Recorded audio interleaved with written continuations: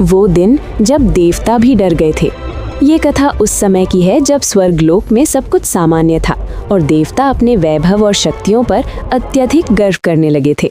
उन्हें लगने लगा था कि पूरी सृष्टि उन्हीं के बल पर चल रही है और अब किसी और शक्ति की आवश्यकता नहीं रही। इसी अहंकार में एक दिन देवताओं ने भगवान शिव की महिमा पर ही प्रश्न उठा दिया और ये सोचने लगे कि जब यज्ञ, वर्षा और रक्षा सब कुछ हम करते हैं तो फिर महादेव का महत्व क्या है। देवताओं का ये अहंकारी विचार जैसे ही कैलाश पहुंचा, शिव जो गहन ध्यान में लीन थे, उनके चारों ओर ब्रह्मांड में कंपन होने लगा। आकाश अचानक शांत हो गया, हवाएं थम गईं और समय मानो रुक सा गया। तभी महादेव प्रकट हुए, न क्रोध में और न मुस्कान में, बल्कि गहन शांति के साथ। उन्होंने त्रिनेत्र नहीं खोला, केवल इतना कहा कि यदि मैं क्षण भर के लिए अपनी शक्ति लौटा लूं तो क्या सृष्टि चल पाएगी।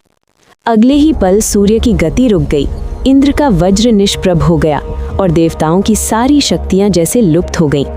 पहली बार देवताओं ने भय को महसूस किया और उन्हें समझ आ गया कि जिन शक्तियों पर वे गर्व कर रहे थे वे सब महादेव की कृपा से थीं। भयभीत होकर सभी देवता महादेव के चरणों में नतमस्तक हो गए। तब शिव ने समय को पुनः चलाया और शांत स्वर में कहा कि शक्ति कभी अहंकार के लिए नहीं बल्कि संतुलन के लिए होती है।